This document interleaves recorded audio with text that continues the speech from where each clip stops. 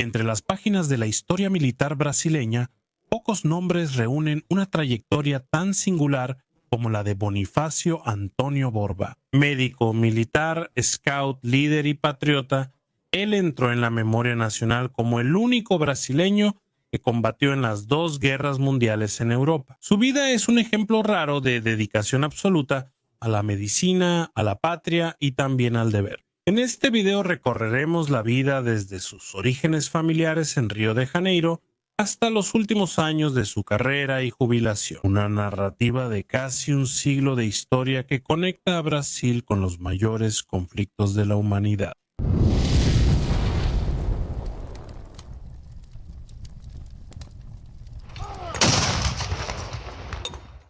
Antes de comenzar, quiero invitarte a ser nuestro alumno en la Academia Sala de Guerra, en el nuevo curso Estrategia y Táctica en el Mapa. Piensa como los generales de la Segunda Guerra Mundial. Ahí es un ambiente donde vamos a poder aprender de forma lineal todas las batallas, todas las campañas de la Segunda Guerra Mundial y entender el pensamiento de los grandes líderes que la protagonizaron. Y todo eso con certificado. ¿De acuerdo? Entonces, para más información, haz clic en el enlace de la descripción o escanea el código QR en pantalla. Y te espero allá en el salón de clases para que estudiemos mucho. Vamos a nuestra historia. Brasil tiene varios nombres que pueden ser considerados veteranos de las dos guerras mundiales, especialmente altos oficiales navales de los años 40, que formaron parte de la División Naval de Operaciones de Guerra en 1918. El propio general Mascarenhas de Moraes, comandante de la Fuerza Expedicionaria Brasileña, también puede ser considerado un veterano de la Primera Guerra Mundial porque ya servía en el ejército brasileño durante ese conflicto. Aunque él no participó en ninguna de las misiones brasileñas enviadas al viejo continente, pero solo un hombre salió de Brasil 2 veces en las 2 guerras mundiales para participar en expediciones brasileñas en Europa, y ese fue el general Bonifacio Antônio Borba. Bonifacio Antônio Borba nació el 28 de noviembre de 1895 en Río de Janeiro, capital de la recién proclamada República de Brasil. Provenía de una familia que valoraba la disciplina, el estudio y el servicio a la sociedad. Su padre era el general Firmino Antônio Borba y su abuelo Bonifacio Antônio Borba había sido un portugués naturalizado en Brasil, que había combatido en la Guerra del Paraguay. El pequeño Bonifacio creció en un ambiente marcado por el civismo, en una época en que Brasil aún buscaba consolidarse como una nación moderna. Desde temprana edad, Bonifacio demostró ser un joven disciplinado, curioso y determinado. Sus padres incentivaron los estudios y la educación formal del joven, lo que abriría un camino para su futura carrera. Aún en su juventud, él demostró un interés especial por el área de la salud y veía en la medicina no solo una profesión, sino una forma de servir a la patria y también al prójimo. En 1913, Bonifacio siguió el camino de la medicina, dedicándose al estudio intenso y a la práctica clínica en la capital federal. Pero durante esos estudios, el mundo rápidamente cayó en un ciclo de extrema violencia y destrucción. Cuando estalló la Primera Guerra Mundial, en 1914, Brasil se mantuvo inicialmente neutral, pero después de los ataques alemanes a barcos brasileños en 1917, el país declaró la guerra al Imperio Alemán en octubre de ese año, y la primera contribución militar brasileña, aunque modesta, tenía un gran simbolismo: el envío de una misión médica militar brasileña para actuar junto al ejército francés. Bonifacio Antônio Borba, entonces un joven médico recién graduado, recomendado por 2 de sus ex profesores, fue seleccionado para integrar esa misión. Recibiendo provisionalmente del ejército una patente de teniente, él embarcó rumbo a Europa en 1918, llevando consigo no solo el orgullo nacional, sino también la responsabilidad de representar a Brasil en el mayor conflicto de la historia hasta ese momento. Ya su padre, el entonces mayor Firmino Borba, integró la Comisión de Estudios de Operaciones y Adquisición de Material, el grupo de oficiales combatientes del ejército que actuó en la línea de frente contra los alemanes en los últimos meses de la guerra. Así que padre e hijo cruzaron el Atlántico juntos para tomar parte en la guerra. En Francia, Bonifacio tuvo contacto directo con la realidad brutal de la guerra moderna. Médicos brasileños fueron distribuidos en varios hospitales de campaña por todo el país, atendiendo a soldados heridos por disparos, esquirlas, explosiones e incluso por el uso de gases venenosos, un arma terrible de la Primera Guerra Mundial. Eso sin mencionar a los afectados por la epidemia de gripe española. Las condiciones eran precarias: escasez de medicamentos, largas filas de heridos, operaciones improvisadas en tiendas de campaña y vagones de tren. Para el joven médico, la experiencia fue transformadora. Aprendió a lidiar con traumas masivos, con el triaje médico bajo presión, con la dimensión humana de la guerra, con soldados mutilados, vidas arrebatadas, epidemias que devastaban las trincheras. Cuando regresó a Brasil en 1919, Bonifacio traía en su equipaje no solo la experiencia técnica adquirida, sino también la marca psicológica de quien vio de cerca la tragedia de la guerra. Aún así, su determinación de servir al ejército y al país solo se fortaleció. De regreso a Brasil, Bonifacio continuó con su carrera militar, siendo formalmente aprobado en un concurso en 1920. Ingresó al Cuerpo de Salud del Ejército trabajando en hospitales militares, misiones de inspección sanitaria y capacitación de jóvenes médicos. Fue promovido gradualmente, ascendiendo a los rangos de capitán, mayor y teniente coronel. Poco después de regresar a Brasil, también formó una familia. Se casó en 1920 con una joven de Curitiba llamada Elvira de Andrade Neves, bisnieta del general José Joaquín de Andrade Neves, el Barón de Triunfo, protagonista de varias acciones destacadas en la Guerra del Paraguay. Con ella tuvo varios hijos.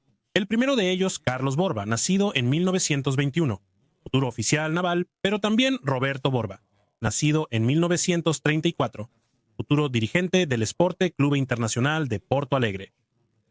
Y Eurico Borba, nacido en 1940, futuro presidente del Instituto Brasileño de Geografía y Estadística. La vida personal de Bonifacio estuvo marcada por el equilibrio entre la dedicación a la familia y la vida militar y médica, con él ejerciendo la medicina a tiempo parcial en todos los lugares a los que el servicio militar lo transfería. Desde 1930, Bonifacio participó activamente en el escultismo, movimiento educativo centrado en la formación escolar y de jóvenes ciudadanos. Esa experiencia reforzó en su vida los valores de la disciplina, el liderazgo y el espíritu comunitario, virtudes que más tarde serían fundamentales en su actuación como comandante en el frente de batalla. Integrando la Federación Brasileña de Scouts del Mar, el Viejo Pulpo, como era conocido, mantuvo correspondencia con el general Roberto Baden-Powell, fundador del movimiento Scout, y tradujo al portugués su libro Hovering to Success. El período entre guerras fue de gran transformación para el ejército brasileño, que siempre buscaba modernizarse. Bonifacio participó en esa modernización en el área de la salud, introduciendo prácticas médicas que había aprendido en Europa. También actuó como educador, formando nuevas generaciones de médicos militares para la fuerza. Su actividad como scout seguía siendo intensa. Se involucró con grupos de escultismo en Río de Janeiro, ayudando en la formación de jóvenes líderes. El escultismo reforzaba su imagen de ciudadano ejemplar, comprometido con valores morales y patrióticos. Cuando comenzó la Segunda Guerra Mundial, en septiembre de 1939, Brasil nuevamente mantuvo su neutralidad inicial. Sin embargo, después de sucesivos ataques alemanes a barcos mercantes brasileños, a principios de 1942, el país declaró la guerra al eje. Entonces, al año siguiente se formó la Fuerza Expedicionaria Brasileña,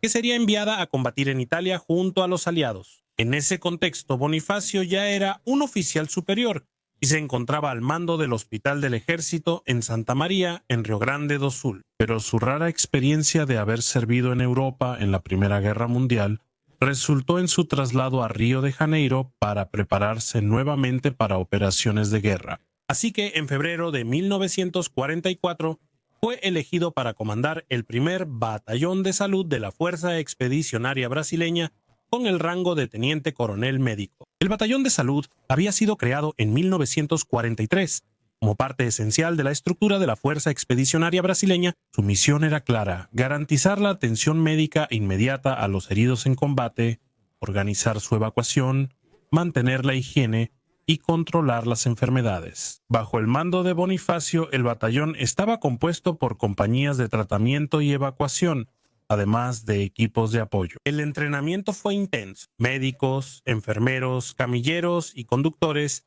aprendieron a trabajar bajo fuego, a montar puestos de socorro en el campo y a transportar heridos en terrenos difíciles. Bonifacio también tuvo la distinción de comandar el primer contingente militar femenino en la historia del ejército brasileño al llevar al combate al cuerpo de 67 enfermeras militares brasileñas, que sirvió junto a la Fuerza Expedicionaria Brasileña. El 22 de septiembre de 1944, él, junto con el comando del batallón, embarcó rumbo a Italia a bordo del barco de transporte estadounidense USS General Mann, con el segundo escalón de la primera división de Infantería Expedicionaria. A bordo del destructor de escolta estadounidense USS Cannon, que acompañó al barco de tropas hasta el estrecho de Gibraltar, actuaba como oficial de enlace el segundo teniente de la Marina, Carlos Borba. Y entonces, coincidentemente, una vez más, 24 años después, padre e hijo cruzaban juntos el Atlántico, rumbo a un conflicto mundial. En el Teatro de Operaciones de Italia, el batallón de salud comandado por Bonifacio fue puesto a prueba. El periodo inicial de adaptación a la estructura de combate estadounidense se completó con total éxito, pero el invierno riguroso, la precariedad del terreno montañoso y la violencia de los combates exigieron resistencia y mucha organización. Durante batallas como la de Monte Castelo y también la conquista de Montese, el servicio de salud de la Fuerza Expedicionaria Brasileña resultó ser vital. Bajo la supervisión directa de Bonifacio, los puestos de socorro avanzados se instalaban cerca de las líneas del frente. Los heridos recibían los primeros auxilios, eran estabilizados y evacuados a hospitales de retaguardia, algunas veces incluso evacuados a los Estados Unidos. El trabajo era constante, días y noches de cirugías, amputaciones, suturas, transfusiones y reanimaciones. El propio Bonifacio recorría las unidades inspeccionando, orientando y animando a sus subordinados. Su liderazgo firme transmitía confianza a los soldados y médicos. El batallón de salud salvó miles de vidas. Incluso bajo fuego enemigo, los camilleros llevaban a los heridos, muchas veces arriesgando su propia vida. Bonifacio tenía plena conciencia de que sin esa estructura, la Fuerza Expedicionaria Brasileña no tendría condiciones de mantener sus operaciones de combate. Más que eso, los médicos brasileños fueron incansables en la atención a la población civil italiana acorralada en el terrible campo de batalla. Especialmente en el riguroso invierno de 1944 a 1945, el batallón de salud proporcionó asistencia vital para que muchos niños y adultos pudieran sobrevivir a los rigores de la estación en la paupérrima situación en la que se encontraban. Con la victoria de los aliados en 1945, la Fuerza Expedicionaria Brasileña regresó a Brasil bajo aclamación popular. Bonifacio regresaba no solo como un guerrero de dos guerras, sino como un comandante respetado, condecorado con la Cruz de Combate de segunda clase y también la Estrella de Bronce estadounidense.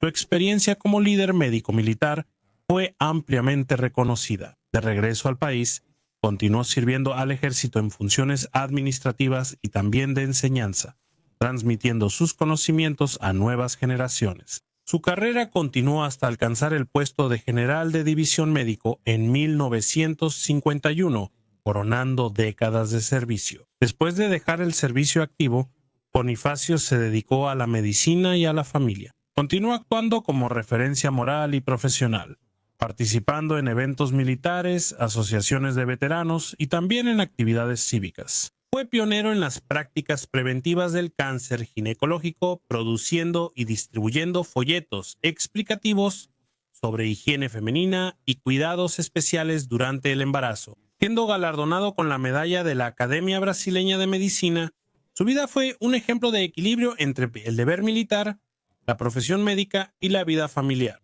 Falleció en Porto Alegre, en Río Grande do Sul, el 15 de agosto de 1980, a los 84 años de edad, concluyendo una trayectoria singular en el Brasil del siglo XX. El legado de Bonifacio Antonio Borba permanece vivo.